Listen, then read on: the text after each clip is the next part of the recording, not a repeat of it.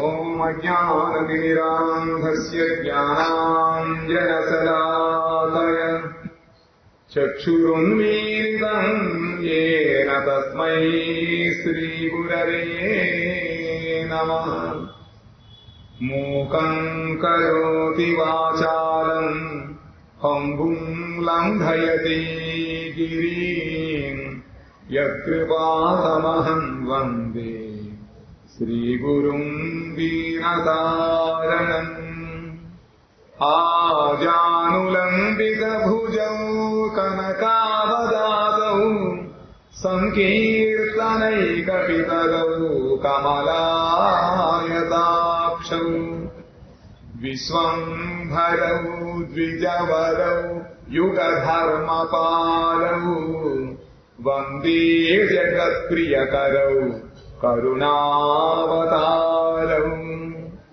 వంశీ విభూషితకరాన్నవనీరదాభాత్ పీతాంబరాదరుణబింబఫలాధరోష్టాత్ పూర్ణేందు సుందరముఖారవిందనేత్రాత్ కృష్ణాత్ పరం కిమపి తత్వమహం న జానే. రాధే బృందావనాధీశే కరుణామృతవాహినీ కృపయా నిజ పాదాబ్జ దాస్యం మహ్యం ప్రదీయతాం. బృందాయై తులసీదేవ్యై ప్రియాయై కేశవస్య చ కృష్ణ భక్తి ప్రదే దేవి సత్యవత్యై నమో నమః. నారాయణం నమస్కృత్య నరం చైవ నరోత్తమం దేవీం సరస్వతీం వ్యాసం తతో జయముదీరయేత్. శ్రీకృష్ణ చైతన్య ప్రభు నిత్యానంద శ్రీ అద్వైత గదాధర శ్రీవాసాది గౌరభక్త బృంద. హరే కృష్ణ కృష్ణ కృష్ణ హరే హరే హరే రామ రామ రామ హరే హరే. శ్రీ శ్రీ బృహద్భాగవతామృతం. నిన్నటి రోజున బ్రాహ్మణుడు గోపకుమారుని కలుసుకున్నాడు. ఆ గోపకుమారుడు బ్రాహ్మణుని నమస్కరించి ఆలింగనము చేసుకొని పక్కన కూర్చోబెట్టుకొని కనబడలేదా హరే కృష్ణ ఆయన ఆ విధంగా వారికి ఆతిథ్యాన్ని ఇచ్చారు. తర్వాత ఏమైందిట అంటున్నాడు. తన యొక్క వృత్తాంతాన్ని చెప్పాడు. ఈ విధంగా నేను కామాక్షిదేవి అక్కడి నుంచి ఆమెకు అనుగ్రహం వలన కాశీ విశ్వేశ్వరుడు యొక్క అనుగ్రహాన్ని పొంది అక్కడి నుంచి వేడి మాధవు యొక్క ఆదేశం మేరకు నా మంత్ర అధిష్టాన దేవత చెప్పినటువంటి మార్గాన్ని అనుసరించి ఈ రోజు నేను ఈ దర్శనాన్ని పొందాను. వారి కృప వలననే నేను ఈ రోజు నా ఇష్టదేవుని సంతుష్టుడను చూడడానికి తన యొక్క మంత్ర అధిష్టాన దేవత గోపాలుడు ఈయన ఒకే రకంగా ఉన్నారన్నమాట. కాబట్టి అటువంటి సంతుష్టుడైనటువంటి నిన్ను దర్శనం పొంది నేను ప్రసన్నుడయ్యాను. ఎవరు? బ్రాహ్మణుడు. నీవు సర్వజ్ఞుడవు, దయాళుడు, నేను అతి దీనుడను, కావున నన్ను ఉద్ధరింపుమా అని చెప్పి ఆయన దగ్గర పరిపూర్ణ శరణాపనుడయ్యాడు. శ్రీ పరీక్షువాచ నిశమ్య సాదరం తస్య వచనం వ్యచింతయత్ ఏతస్య కృతకృత్యస్య జాతా పూర్ణార్థతా కిల. కేవలం తత్పదాంభోజ సాక్షాదీక్షావశిష్యతే తజ్జపేర్హతి నాసక్తిం కింతు తన్నామ కీర్తనే. పరీక్షిత మహారాజు గారు ఈ వృత్తాంతాన్ని అంతా కూడా తన తల్లి అయినటువంటి ఉత్తరాదేవికి చెబుతున్నాడు. ఇంకా ఏమన్నట్ట, ఈ గోపకుమారుడు బ్రాహ్మణుని వాక్యములను ఆదరముతో విని మనమున ఇట్లు తలపోసెను. ఆయన చెప్పిన తన యొక్క ఆ చరిత్రనంతా కూడా చక్కగా విన్నాడు. ఎవరు? గోపకుమారుడు. విని తన మనములో ఎదురంటున్నాడు, ఆగముతో విన్నాడు. బ్రాహ్మణుడు కాబట్టి తన యొక్క తాను దివ్య దృష్టితో ఏమి చూశాడో ఈయన చెప్పినది రెండు కూడా సరిపోయాయి కాబట్టి బ్రాహ్మణుడు అరమరికలు లేకుండా అంతా చెప్పాడు కాబట్టి ఆగముతో విధంగా అంటున్నట్ట. ఈతడు కృతకృత్యుడయ్యాను. బృందావన ధామాన్ని చేరాడు. భగవంతుడి యొక్క పరికరమైనటువంటి గోపకుమారుడు దర్శన భాగ్యం కలిగింది కాబట్టి కృతకృత్యుడైపోయింది. అక్కడ చేరుకోవాలంటే బృందావనం చేరనంత వరకు కూడా మన యొక్క సేవ ప్రారంభం కాదు. కాబట్టి ఈయన మనసు అంటున్నట్ట, ఈయన కృతకృత్యుడయ్యాడు, ఈతని మరో మనోరథము పూర్ణమైనది. మనోరథం ఏమిటి ఆయనకి? ఇప్పుడు అది కాదు, పోయింది. అది పోయి సాక్షాత్తుగా తన యొక్క ఆ మదన గోపాలుడితోటి కలిసి విహరించాలి. మనోరథం పూర్ణమైపోయింది. ఇంకా మహాభాగ్యుడు భాగవతోత్వం యొక్క సాంగత్యం కలిగితే ఏమక్కర్లే. దానికి ఆ వాడి ఇంజిన్కి మనం భోగి తగిలించడమే, పరిగెడుతూ ఉంటుంది బండి, చూసోకర్లే. కానీ దర్శనాదేవ సాధన, అటువంటి దర్శనం సాధువుల దర్శనం కలగడం చాలా కష్టం. కాబట్టి ఈ రోజు అతని యొక్క మనోరథం పూర్తయిందని చెప్పి గోపకుమారుడు లోపలకి సాటిస్ఫై అయిపోయాడు అనమాట. ఈతనికి ఇంకా కేవలము శ్రీ మదన గోపాలుని పాద పద్మము యొక్క సాక్షాత్ దర్శనం మాత్రము మిగిలి ఉన్నది. స్వప్న దర్శనం అయిపోయింది కదా.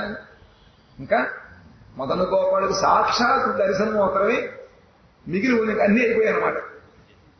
అందువలన ఇప్పుడు ఇతనికి జపమునందు ఆసక్తి గాక ఆ పని నామ సంకీర్తనమునందు ఆసక్తి కలుగవలసిన అవసరము ఉన్నది. మంత్రజపం చేస్తున్నాం కానీ అది ఎంతవరకు కూడా ఆ భగవంతుడి యొక్క దివ్య ధామాన్ని పొందించేంత వరకు మాత్రమే.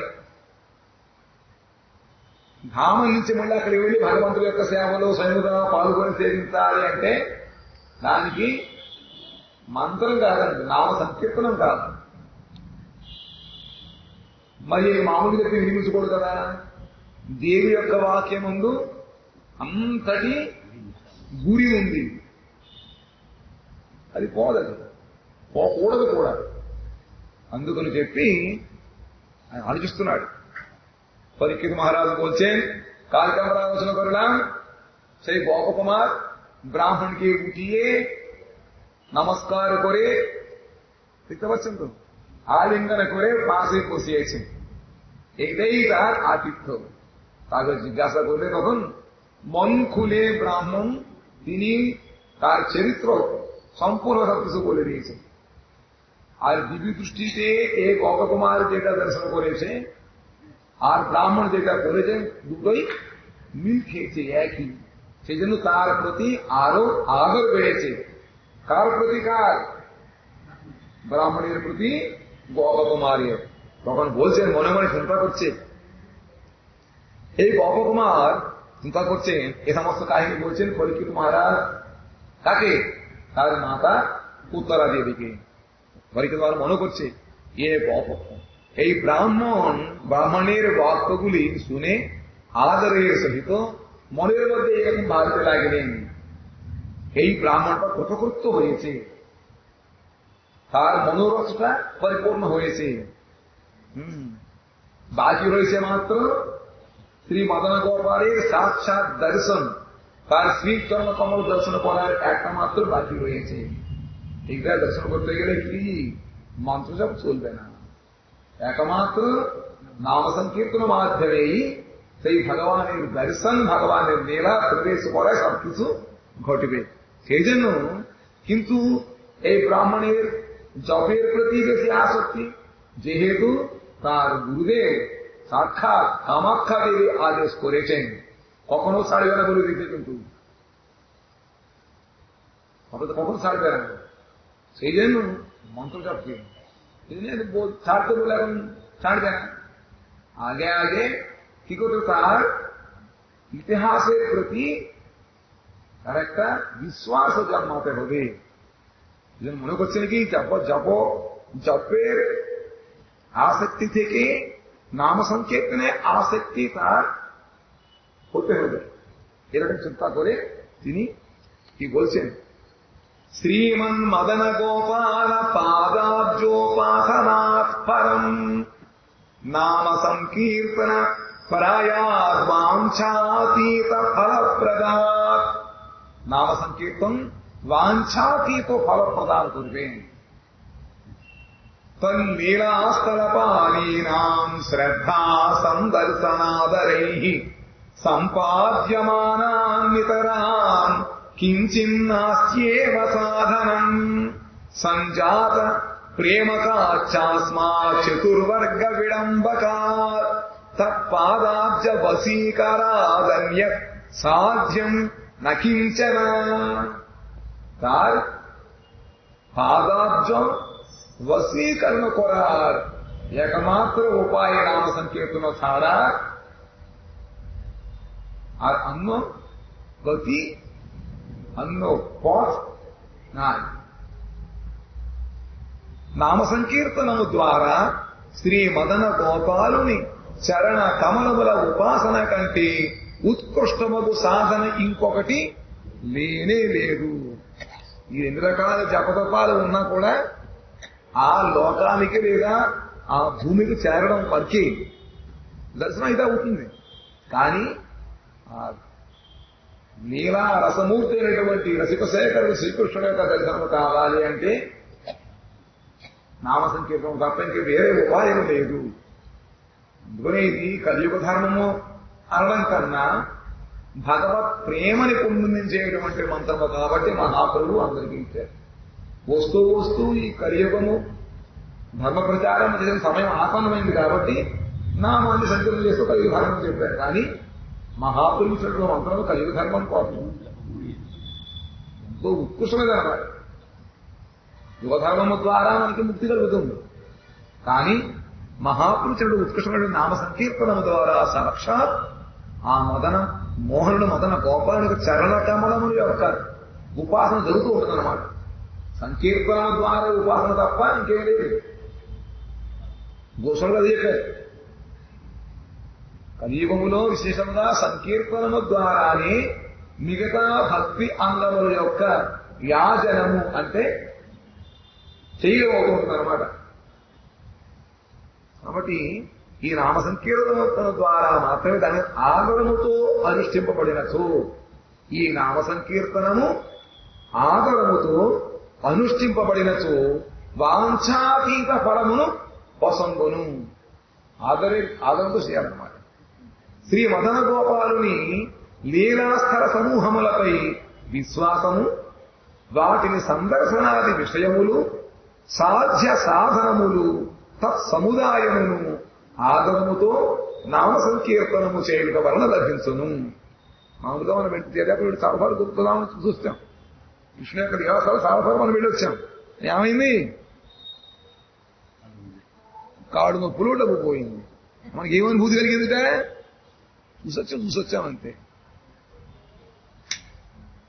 ఆ లీలా స్థల సమూహములు అందు విశ్వాసం కలగాలి. అక్కడ నిజముగా కృష్ణుడు విహరించాడు. అక్కడ కూర్చుని జాడు వల్ల జారాడు. ఉన్నాయి ఏమో నీళ్లు పడిన అవుతుంది కదా అనుకుంటాం మనం. ఇప్పుడు కూడా మన తర్క మనస్సుకి ఏమవుతుందంటే అక్కడ విశ్వాసం చాలా తక్కువగా అవుతూ ఉంటుంది. దానికి తోడు ఇంకెవడైనా ఆశకు దొరికాడా పూర్ణ శ్రద్ధ కాస్త ఎగిరిపోతుంది. అందుకనే ఇవన్నీ కూడా ఆ భగవంతుడి యొక్క ఐకాంతిక ప్రేమిక భక్తులతో మనం సందర్శించుకోవాలి. ఎందుకంటే మనం వెళ్ళడానికి కారణం ఏమిటిట? ఆ లీలాస్థల సమూహములపై విశ్వాసము కలగాలి. వాటిని సందర్శించాలి మనం. అదే మనకి విషయం అవ్వాలి.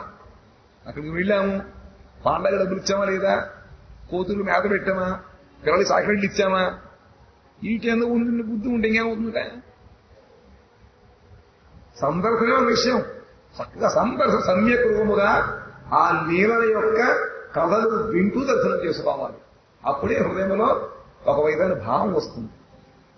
సాధ్య సాధనములు తత్సముదాయమును ఆదరమునిక సాధ్యమేమిటి, సాధనమేమిటి, దీనికి వచ్చిన సముదాయం ఇంకా ఏవైతే ఉన్నాయో అవన్నిటి ముందు మనం విన్న తర్వాత మనకి దాని ఎందు మనకి విశ్వాసం ఏర్పడాలి.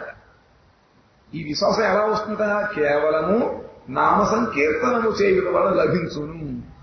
కావున శ్రీ నామ సంకీర్తనము కంటేను వేరుగా శ్రేష్ఠ సాధనము లేనే లేదు. ఎవరంటున్నారు ఈ వాక్యాన్ని? గోపకుమారుడు అనుకుంటున్నాడు చెప్పాలి. నేను చెప్పాను మాట ఇది. ఇంకా ఇట్టి ఉపాసన వలన ప్రేమ సంజాతమగును.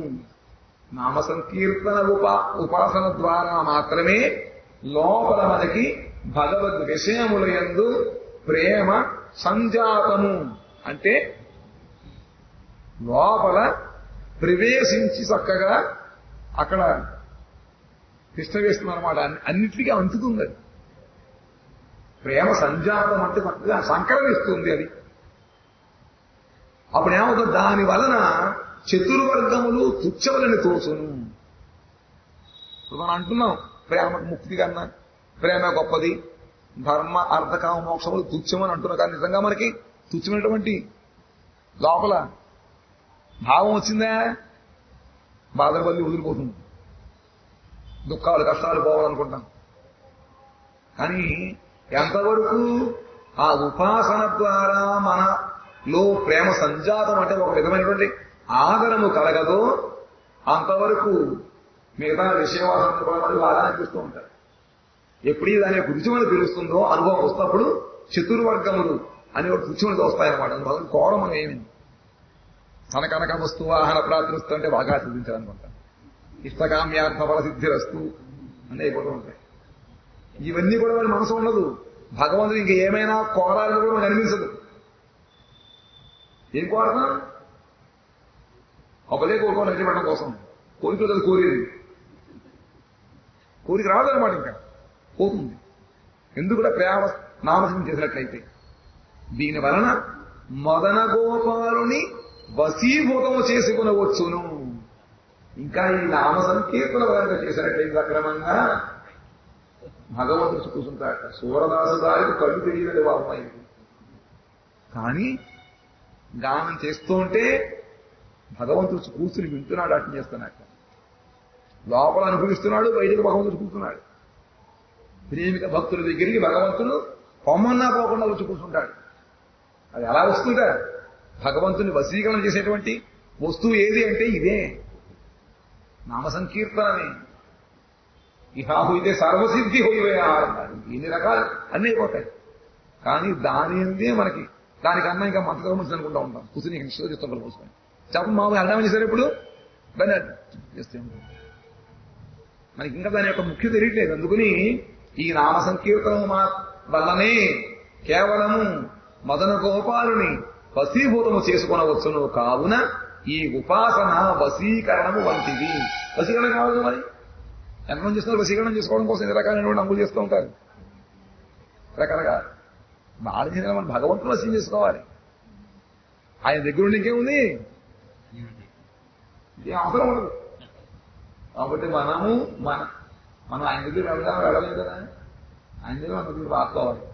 ఎలా తాగాలంటే సంకీర్తన లెక్క చేయడమే. అందువలన దీనికంటేను ఇక ఏమీ సాధ్యము లేదు. মতন ওই গোপকুমারের মনে করছেন এই ব্রাহ্মণের সমস্ত কিছু কাজ সিদ্ধি হয়ে গেছে, এখন তার নিষ্ঠায় একমাত্র দেবী দত্ত মন্ত্র জপের প্রতি আছে। মন্ত্র জপ দ্বারা ভগবানকে পাওয়া যাবে না, একমাত্র নাম সংকীর্তন দ্বারা মাত্রই আমাদের শ্রীকৃষ্ণকে পাওয়া যাবে।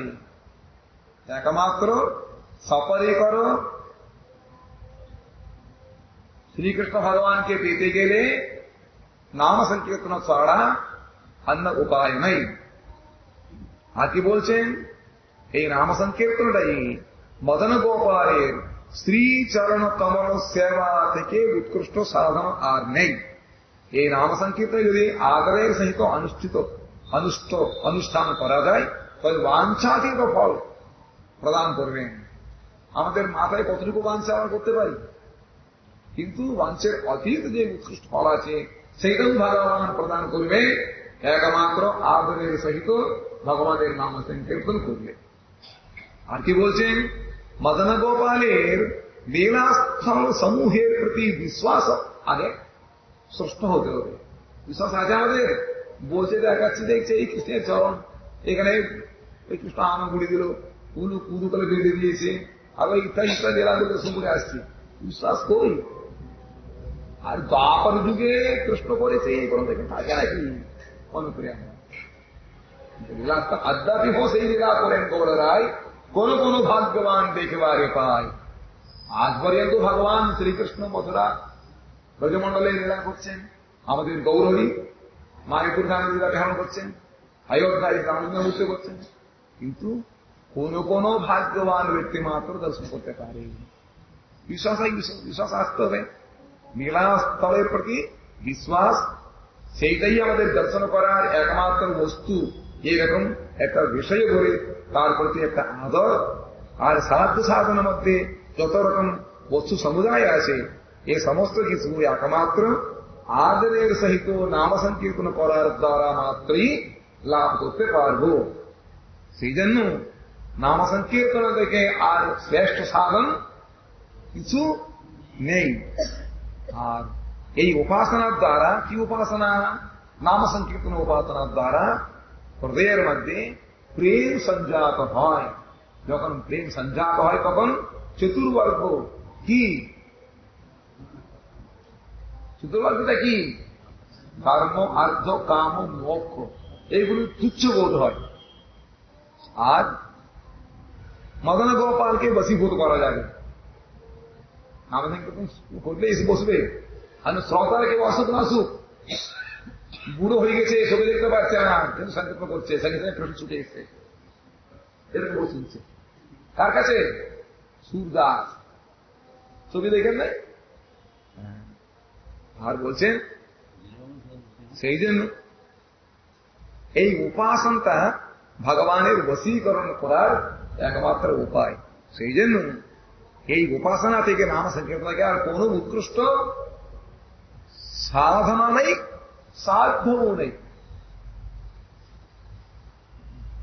ইতি বোধয়িতুম চাস্য সর্ব সংশয়নোদনম স্ববৃত্তমেব নিখিলম নূনম প্রাক প্রতিপাদয়ে।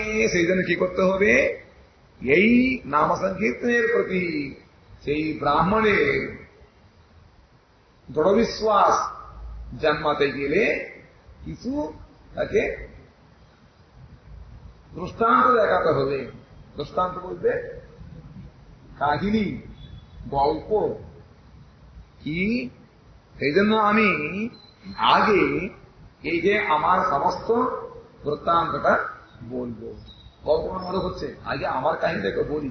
আমার জীবনে যেগুলো অনুভূতি করেছি, ঘটনা ঘটেছে, এইগুলো দেখালে বিশ্বাস হয়। আমার বৃত্তান্ত শ্রবণ করার দ্বারা ইনার সকল সংশয় వినాశ হয় అంటున్నారు. దీన్ని తెలియజేయ నిమిత్తం అంటే దేనిని, నామ సంకీర్తనమే ఏకమాత్ర ఉపాయము. దాని ద్వారా మాత్రమే భగవంతుడు మనకి చిక్కుతాడు అని తెలుసుకోవాలి. అంటే దానికి ప్రమాణం కావాలి కదా. ఎందుకంటే ఈయన ఆ దేవి యొక్క మాటల యందు పరిపూర్ణ విశ్వాసము కలిగి ఉన్నాడు. ఆవిడ కూడా ఎట్టి పరిస్థితులను ఈ జపాన్ని వదిలిపెట్టదని చెప్పింది. ఆవిడేమో తన యొక్క ఆరాధ్య దేవత దేవి, ఈయన గోపకుమారుడు మాత్రమే. కృష్ణుడు చెప్తే ఒప్పుకుంటాడేమో. కాబట్టి ముందు అతనికి బ్రాహ్మణుడికి ఈ నామ సంకీర్తన మందు నమ్మకం కలిగించాలి. దీనిని తెలియజేయు నిమిత్తము ఈతనికి నేను ముందుగా నా సమస్త వృత్తాంతమును తెలిపెదను. మొట్టమొదట నా యొక్క అనుభవం చెప్తాయంటే అది ఇంకో ఏం సంఘటన ఇంకా నిజాయం, నేను ఏం ఫలం పొందాను అది ప్రత్యక్ష సాక్ష్యంగా రావాలి, ప్రత్యక్ష సాక్షి రావాలి. దేనికైనా సాక్ష్యం ఇదనమాట. అంటున్నాక నా వృత్తాంతము వినుట వలన ఈతని సకల సంశయములు వినాశములు నీకు ఉండదు, దూరత మళ్ళీ వస్తాయి. పూర్తిగా అవి లైన్ అయిపోవాలన్నమాట. అనుమానం ఉంటే అది పెనుభూతం వదలదు, ఎగిరిపోతుంది. స్వయమేవ స్వమాహాత్మ్యం కథ్యతి యన్న తత్సదాం సమ్మతం స్యాత్ తథాప్యస్య నాన్యాఖ్యానార్థితం భవేత్. కానీ ఒక చిక్కుడు పడింది ఏమి, మనకు ఒకరు మనం చెప్పుకోవచ్చా? ఆపన భజన కథ నాకు హృదయ కథ ఒక సూత్రం ఉంది. నీ భజన విషయములు నువ్వు ఎక్కడా కూడా ఎక్కడ చెప్పకూడదు. గురువుగారి దగ్గర నువ్వు భవరోగం వైద్యుల దగ్గర చెప్పుకోవాలి. అది కూడా చెప్పడం వల్ల కొంచెం అహంకారం కూడా కలగచ్చు. మనం చెప్పుకోకూడదు, మన గొప్పలను చెప్పుకోకూడదు. స్వయముగా తన యొక్క మహాత్మ్యమును కీర్తించుకొనుట సాధువులకు తగనిది అయినను నేను ఈతనికి నా మహాత్మ్యమును చెప్పేదను. చూడయ్యా, ఇతను ఎందు ఎంత ఒక విధమైనటువంటి అనురాగం దయ కలిగిండు. చెప్పకుండా ఎక్కడకుండా చెబుతారు. ఎందుకంటే ఈయనకి నామ సంకల్పం విశ్వాసం కలిగించాలి కాబట్టి చెప్పడం ఇది సమంజసం కాకపోతే చెబుతారు. అటువంటి దయ కలగాలన్నమాట. ఇది కామన్ రూల్, చెప్పకూడదు. కానీ ఇష్టమైన వాళ్ళు ఇచ్చేయకూడదు, రూల్ పక్క సమజిస్తారు అన్నమాట. పక్కన పెట్టి నేను చెబుతాను, ఎందుకంటే ఆయన విశ్వాసం కలగాలి కాబట్టి. నేను ఏదన్నా మహాత్మ్యం చెప్పుతాను. ఎందులకనినా మిగిలిన ఆఖ్యానముల వలన వీరి ఉపకారము కలగదు. చెప్పేటువంటి దాని వల్ల అది ఉపకారం కలగకపోతే చెప్పి ఏం ప్రయోజనం? దేని వలన పలుకుతుందో అది చేయాలి. నా యొక్క నిజము అంటే నా స్వంత వృత్తాంతాన్ని చెప్పినట్లయితే నా మీద నీకు గురుకుతుంది కదా, కాబట్టి నా కథ మీద కూడా నమ్మకం వస్తుంది అని చెప్పి ఆయనకి ఒకే ఒక్క ప్రయోజనం ఏంటంటే నామ సంకీర్తన ముందు ఆయనకి విశ్వాసము కలగాలి. కాబట్టి దానికోసం నేను నా యొక్క ఆఖ్యానం చెబుతానని చెప్పి ఎవరనుకున్నారు? గోపకుమారుడు బ్రాహ్మణ చెబుతాం అనుకున్నాడు.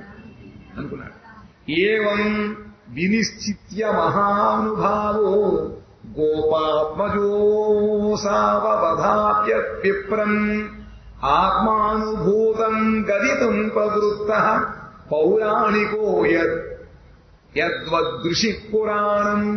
ఈ విధముగా నిశ్చయించుకొని మహానుభావుడకు ఆ గోపకుమారుడు బ్రాహ్మణుని మనస్సును ఆకర్షణపూర్వకముగా పౌరాణిక ఋషులు ఎట్లు పురాణమును వర్ణింతురో ఆ విధముగా తన అనుభూత వృత్తాంతమును అంతను చెప్పనారంభించను.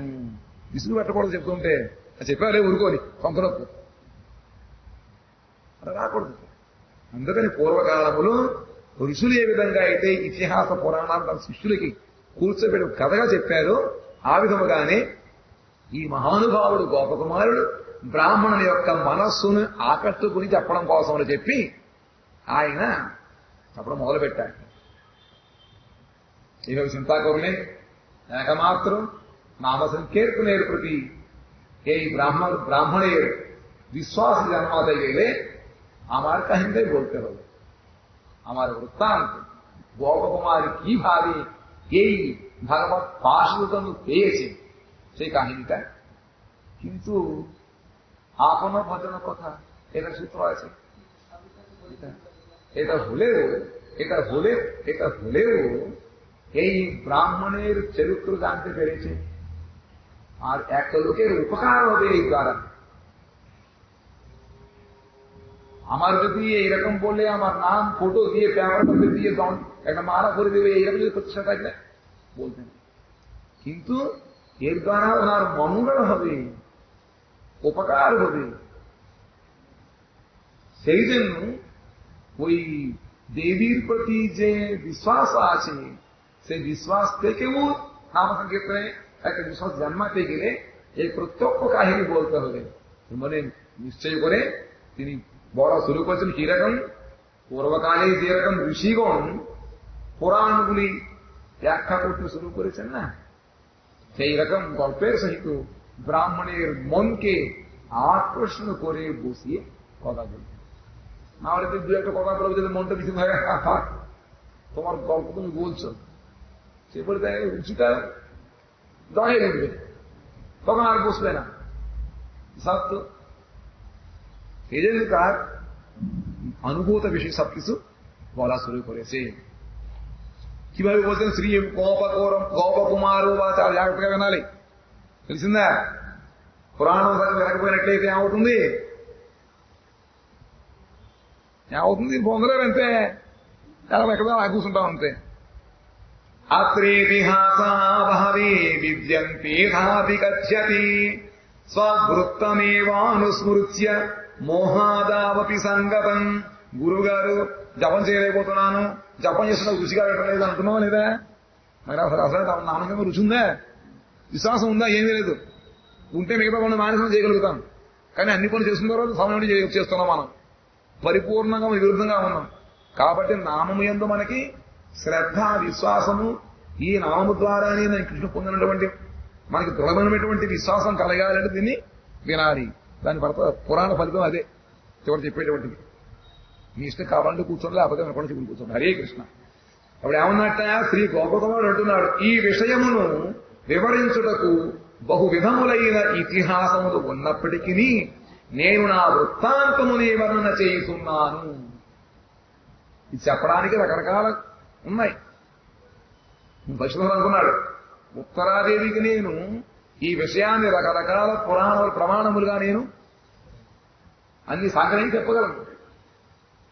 అయినప్పటికీ విశ్వాసం పుడుకడం కోసం అని చెప్పి తాను ఈ వృత్తాంతంతా కూడా ఒక ఇతిహాసం చెప్పాడు. ఆ విధంగానే ఇప్పుడు కూడా ఈ గొప్పవాడు అంటున్నాడు. ఇతనికి విశ్వాసము కలిగించాలి అంటే ఎన్నో రకాల విషయములు ఉన్నప్పటికీ కూడా నేను నా సవృత్తాంతములు చెబుతానని చెప్పి ఆయన అనుకుంటున్నాడు. అందులో ఏమేమి సులభముగా అనుభూతములకు విషయములో అవి మరియు ఏ ఏ విషయములు మోహాది మూర్ఛావస్థలో సంఘటించినవో అవి స్మరణ ప్రధానములకు తెచ్చుకొని చెప్పేదను. మోత్సవం ఉంటే ఏ అనుభూతులు జ్ఞాపకం ఉంటాయా? ఉండవు. అయినప్పటికీ అవరాజ మహారాజు అందుకని నేను నా వృత్తాంతాన్ని వర్ణ చెబుతాను. అందులో మళ్ళీ ఏమేమి సులభముగా అనుభూతం అవుతాయో చెప్పినది కాస్త హృదయానికి హత్తుకోవాలి. అనుభూతులకు రావాలి అంటే అవి తేలిగ్గా ఉండాలి. కష్టంగా చెప్పినప్పుడు ఏమవుతుంది? సామాన్య మానవ జీవితంలో ఏవైతే ఘటిలుతూ ఉంటాయో అవుతూ ఉంటాయి సంఘటనలు అయితే మనకి జ్ఞాపకం వస్తూ ఉంటాయి. మన యొక్క జీవిత విధానం దగ్గరగా ఉంటే మనం త్వరగా మనం వాటిని తెలుసుకోగలుగుతాం అన్నమాట. కాబట్టి ఆ విధముగా నేను చాలా ఏమంటారు సులభముగా చెప్తానంటున్నాడు. అందులో ఏమేమి సులభంగా అనుభూతం అవుతాడట అవి. రెండవది మళ్ళీ ఆ అనుభవించేటప్పుడు ఆయన సారసాలు మూర్చిపోయాడు కదా. ఈయన మూర్చిపోయాడు. మూర్చని లేచిన తర్వాత సమయం అయిపోయింది, మొత్తం చేసుకోలేని చెప్పి అనుకున్నాడు. ఆ మూర్చలో ఏమైందో ఆయనకు తెలియలే, కానీ ఆనందపడుతూ అనుభవించాడు. ఆ విధముగాని గోపకుమారుడు కూడా ఏ ఏ విషయములు మోహాది మూర్ఛావస్థలో సంఘటిందే అది కూడా నేను గుర్తు చేసుకుని చెప్తాను. ఎంత ఉదాహరణలు గుర్తు తెచ్చుకొని చెప్తాను అంటున్నాను. ఎవరు? গৌপকুমার। গৌপকুমার এভাবে তিনি শুরু করেছেন এই সমস্ত কাহিনীগুলো, যে ইতিহাস পুরাণ থেকে তিনি তুলি বলতে পারে, কিন্তু এই বলার দ্বারা ব্রাহ্মণের বিশ্বাস হবে কিনা সংশয়। সেই জন্য গৌপকুমার নিজের জীবনে যে যে ঘটনাগুলি ঘটেছে ওইগুলি বললে বুঝতে পারবে। কেননা মানব জীবন তো একই রকম থাকে, তাই না? এখন মহাপ্রভু কাহিনী আমি তাড়াতাড়ি বুঝতে পারছি কেন। মহাপ্রভু আমাদের মধ্যে একজন হয়ে বামন ঠাকুর হয়ে পাড়া প্রতিবাসী আছেন এরকম দৃষ্টি দেখে। কিন্তু কৃষ্ণ তো রাজপুরুষ, রামচন্দ্র রাজপুরুষ, সব আলাদা ওদের, ওই পাড়া আর সব কিছু আলাদা, কিন্তু মহাপ্রভুরই একই। সেই জন্য আমরা সব ধরতে পারবো। ওই জন্য মহাপ্রভুর চরিত্রটা পড়লে শুনলে সঙ্গে সঙ্গে আমাদের হৃদয়ের মধ্যে একটা আর্দ্রতা আছে। সেই রকম অন্য ভগবানের কাহিনী শুনলে হবে না। যেহেতু মহাপ্রভুর যে জীবন বিধানটা, তার চলাফেরা সবকিছু আমাদের সঙ্গে একবারে মিলে গেছে। সেই রকম গোপকুমারের জীবন বিধানটা, তার চালচল সবকিছু মানব মাত্রের মতো আছে বলে তিনি ধরতে পারেন। আরো সলভভাবে অনুভূত বিষয়গুলো ধরতে পারে। আবার মনে করছেন কি, আমি যখন মূর্ছিত হয়ে গেছি ওই সময় কি কি অনুভব করেছি সেইগুলো আমি আবার মনে করে স্মরণপথে এনে এগুলো বলবো মনে করছেন। কত উদার এরকম চিন্তা করে গোপকুমার তার ব্রাহ্মণকে তার নিজের কাহিনী বলা শুরু করছে। অদ্ভুত কাহিনী।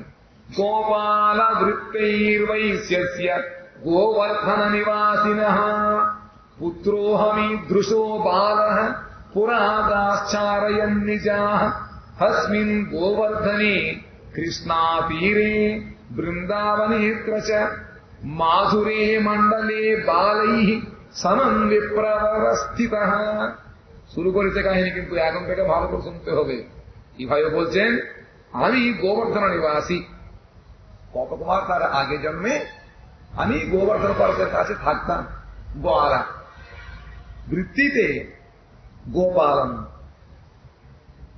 সেই গোপালন গরুগুলিকে প্রশ্ন করছে, সেই রকম একটা বৈশ্যের পুত্র সেই গোপকুমার।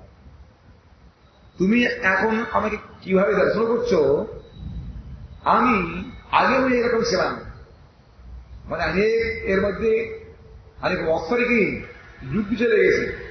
তখন সেই গোপকুমার নবযৌবন রূপ, এই 16 থেকে 16 বছর মাঝখানে তুমি এখন যেরকম দেখছো না, আমি তখনই রূপে ছিলাম। কাহিনী বলেছে তুমি এখন ছোট বয়স, তুমি তো গোবর্ধন কি করতে ছিলে, তোমার চুল পেকে দিতে হবে, তোমার বুড়ো কই ছেলেগুলো নাই, আমি বলতে পারছি। এই জন্য এখন যেরকম দেখছো না, আমি ওই সময় ওইরকম ছিলাম। ওই রকম রূপে আমি বালকের সহিত গোচারণা করতে থাকতাম। আমি আমার সমবয়স্ক বালকের সঙ্গে মথুরা মন্ডলে গোবর্ধন, যমুনা তীর, বৃন্দাবন ইত্যাদি জায়গায় গরুগুলি নিয়ে চারণ করতাম అంటున్నాట. నేను గోవర్ధన నివాసిని. గోపకుమారుడు యొక్క ముందు చరిత్ర అనమాట. నేను గోవర్ధన వెళ్ళి చూసారా గోవర్ధన పర్వతం? చూసారు చాలా మంది. ఆ గోవర్ధన పర్వతం దగ్గర నేను ఉండేవాడిని, మా ఇల్లు అక్కడ ఉండేది. అక్కడ గోవులు పాలన చేసేటువంటి ఒకనొక వయస్సులో నేను పుట్టాను. ఇప్పుడు నువ్వు చూస్తున్నావే, అప్పుడు నేను ఇదే రూపంతో ఈ విధంగా ఉండేవాడిని. మాకు అనుమానం రావచ్చు కదా, నువ్వు చెప్తున్నావు చరిత్ర, అప్పటి వాడేది ఇప్పుడు నువ్వు ఎలా ఉన్నావేటి, ఇంకా చిన్నపిల్లలాగా ఉన్నావు, నీ ఆటలు నమ్ముతాను నేను, ఇంతకాలం అయితే నీకు గడ్డం పండిపోవాలి, ఊళ్ళంతా కూడా ముద్దపడిపోవాలి అది అంటాడేమో అని చెప్పి అనుకుని ముందుగానే సంశయం రాకుండా ఉండడం కోసం అని చెప్పి, ఇప్పుడు నువ్వు ఏ విధంగా చూస్తున్నావో అప్పుడు కూడా ఈ విధంగానే ఉండేవాడిని. చక్కగా చిర యవ్వనం అనమాట, కిశోర వయస్సు 16-14 సంవత్సరాల మధ్యలో అనమాట ఉండేవాడిని. మరి ఏం చేసేవాడు అంటే, నేను నాతోటి వయసున్నటువంటి బాలకులతో పాటు ఆవులను మేపుతూ మధురా మండలం, యమునా తీరం, రకరకాల వనాల్లో తిరుగుతూ ఉండేవాడిని. మరి ఆవులు తీసుకెళ్ళి ఒకసారి ఉంటే ఆ మేత ఎన్ని రోజులు ఉంటుంది, ఎక్కడెక్కడైతే పచ్చిక ఉంటుందో అక్కడ తీసుకుని మేపుతూ ఉండాలి, అంతే కదా. చక్కగా ఆ పచ్చిక బయళ్ళకి వనాల్లోకి వెళ్ళిపోతూ గోవుల్ని మేపుతూ రాత్రి ఇంటికి వస్తూ ఉండేవాళ్ళం.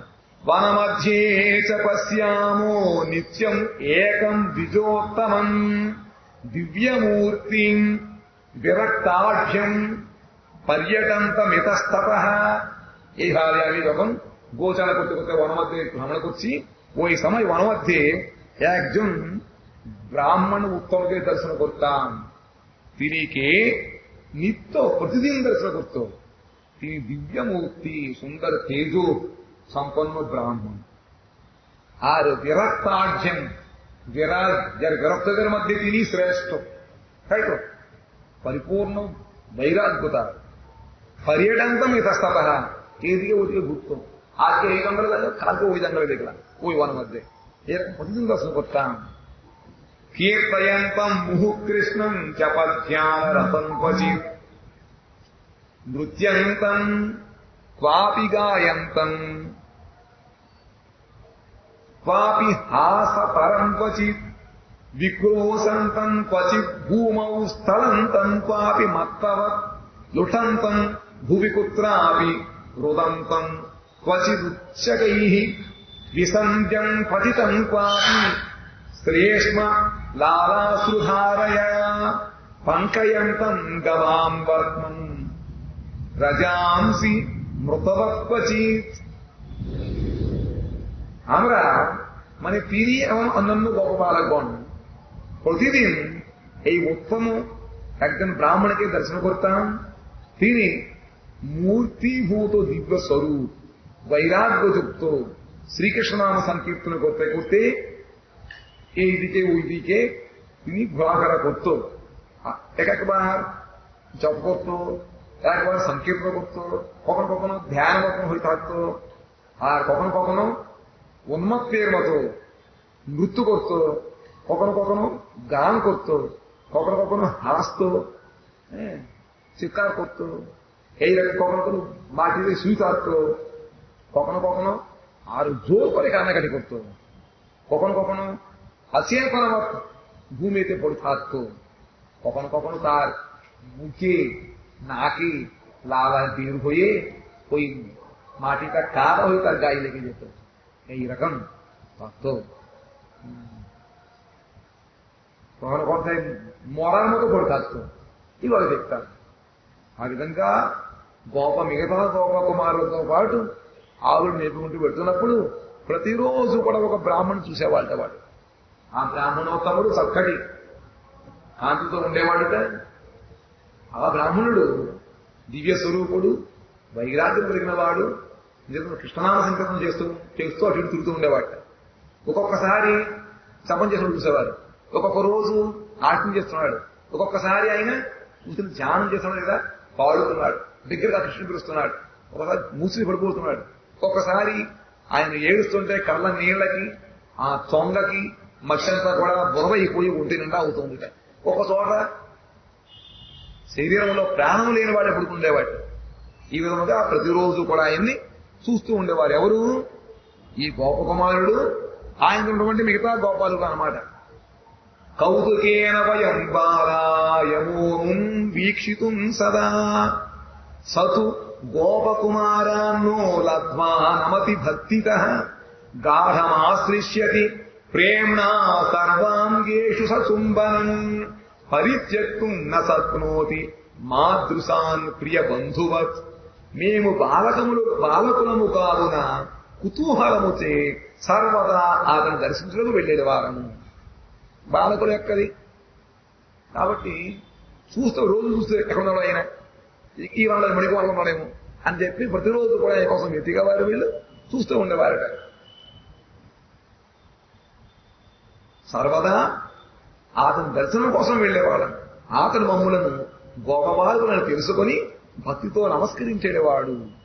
బ్రాహ్మణుడికి కూడా వీరందరూ కూడా గోపకుమారులు అనుకుని నమస్కరిస్తూ ఉండేవాట.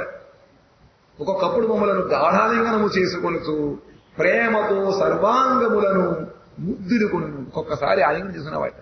తన నమస్కారం ఒకసారి, ఇంకొకసారి కౌగులించుకోవడము, ముద్దు పెట్టుకోవడము, ఇంకొకసారి వదిలిపెట్టేవాడు కాదుట.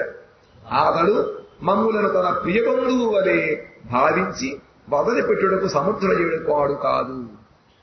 అప్పటికి గోపకానుడు గోపకుమారుడు కాదు, ఇంటి దగ్గర ఉండేవాడు అనమాట. చిన్నపిల్లవాడు అంటే అలా ఉండేవాడు, ఆవులు దొరికినవాడు. కానీ ఇంకా అంత ఈయనకి పారమార్థికమైనటువంటి ఇంకా ఏమీ లేదు, సంబంధం లేదు. సాధారణముగా ఆయన మిగతా బాలకులతో పాటు ఆవులు మేపుకునేవాడు. అందరితో పాటు ఉత్సాహంతో కుతూహలంతో ఎక్కడా బ్రాహ్మణుడు ఉన్నాడో వెతుకుతూ ఉండేవారు. వాళ్ళేమో వీళ్ళు చూసినప్పటికీ ఆయన నమస్కరించేవాడు. ఒక్కొక్కసారి మహాత్ముల యొక్క భావం ఏమని చెప్పలేదు, ఒక్కొక్కసారి నమస్కారం కొడుతూ ఉంటారు. ఆ సత్పురుషుల యొక్క స్థితి ఏ విధంగా ఉండదు తెలియదు. అలాగే మన ఇంకో బాబా వంశ స్వామిజీ మహారాజు వారు ఎవరైనా వెళ్తే కూడా తిట్టబెట్టబడుతుంది చాలా మంది చెప్తాను. ఒక్కసారి పిలిచి ప్రసాదం పెడుతూ ఉంటారు. చెప్పలేము సాధువుని కదా పిచ్చాలని సాధువు ఈయన అనుకుంటాం అన్నమాట.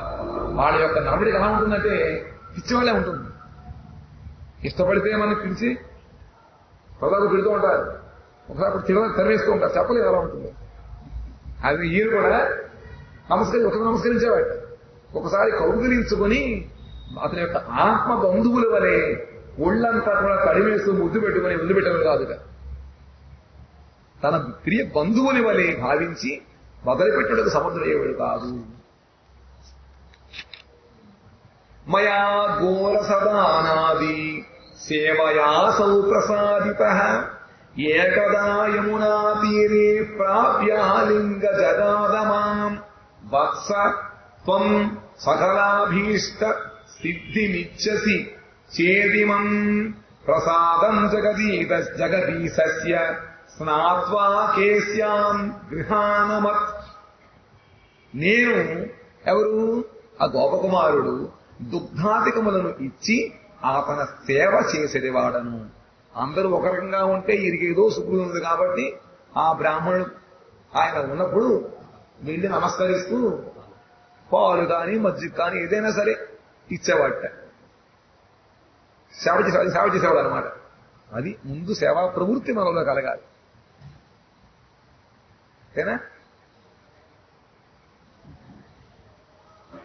అతడు నాపై ప్రసన్నుడై ఒకానొక సమయములో యమునా తీరమున ఒంటరిగా నన్ను చూచి ఆలింగన పూర్వకముగా ఇట్లు పలికెను.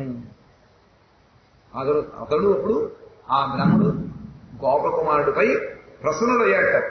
ఏం సేవ చేసిన ప్రసన్నుడు ఎవరా అని కాదు. ఈ సేవ చేయడం వలన ఏమవుతుందిట? ఆయన హృదయములో ఎటువంటి పరిస్థితి ఉందో అది గురువుగారు అర్థమవుతుంది. శ్రద్ధ ఉందా, ఉపదేశం తగిన వాడా కాడని చూస్తారు. ఇచ్చారు కాబట్టి దానికి ప్రతిఫలంగా ఇచ్చాడు అని అనుకుంటే పొరపాటు అవుతుందన్నమాట. సాధు అటువంటి ప్రభుత్వం వాళ్ళలో ఉండదు. మనం ఎందుకు సేవ చేయాలిట? వాళ్ళ అనుగ్రహం పొందడం మనం సేవ చేయాలి. మరి వాళ్ళు మనకి ఎందుకు ఇస్తారట?